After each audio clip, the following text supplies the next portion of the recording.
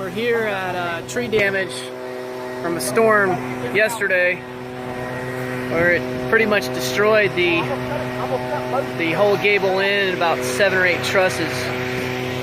And the tree, as you can see,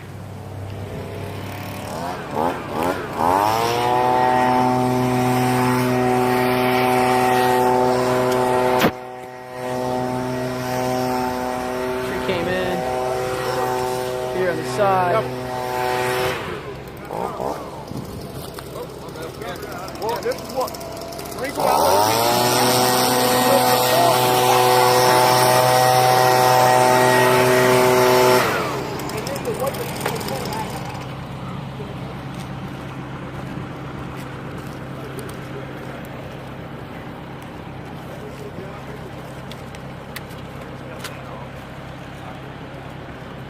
Mark, I need you to get a rope around.